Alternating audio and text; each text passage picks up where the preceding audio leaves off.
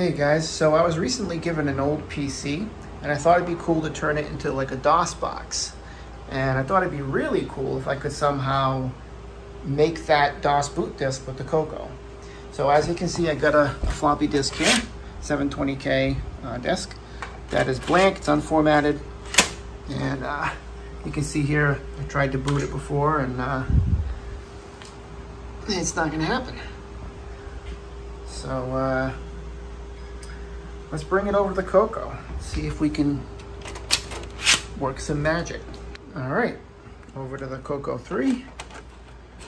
Throw the disk in there.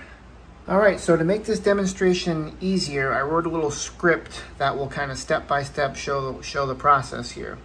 I just called it DOS copy.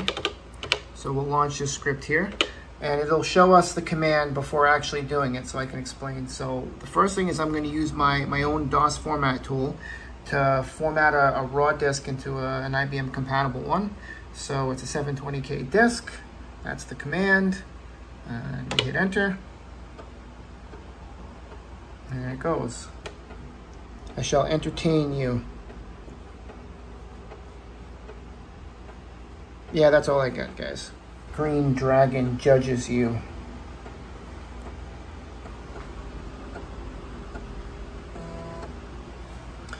Okie no label, since it's just gonna get overwritten anyway. Okay, so how do you actually make a DOS boot disk with this disk on a CoCo? So the first thing you have to do is change a few settings in the drive descriptor, which I did up here. So you have to change the disk type. That's for like double density and stuff. Interleave of 1 on 9 tracks per sector. The next step is the disk image part. So in this directory, you can see I have a file. It's a 720K in size, as I'll show you here. There you go. And some guys on Discord told me about the backup command in OS 9, which you can use for making disks, backing them up, but you can use it to write an image file to a disk. So we're gonna do that right here. And since it's configured now for DOS disk parameters, it should work. That part's important. So we'll do that disk image to disk 1, and let's see. DOS disks are 512 bytes per sector, and for whatever reason, OS 9 is pretty slow at accessing disks like that, so this will probably take a while. I shall be back. Ready? Never been more ready. Yeah, let's do this. All right, guys, so it's been about 24 hours. Legitimately though, it did take like almost 25 minutes, so it was a long process. In fact, if you see right here, I put this -V flag. That's actually to skip the verify process, which would have taken even longer. But we do have a disk that's been written.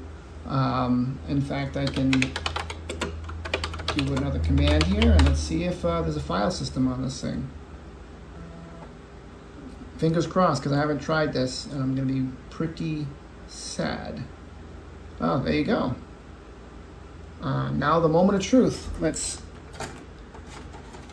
throw this floppy into a PC.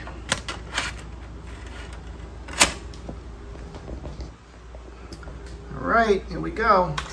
F1.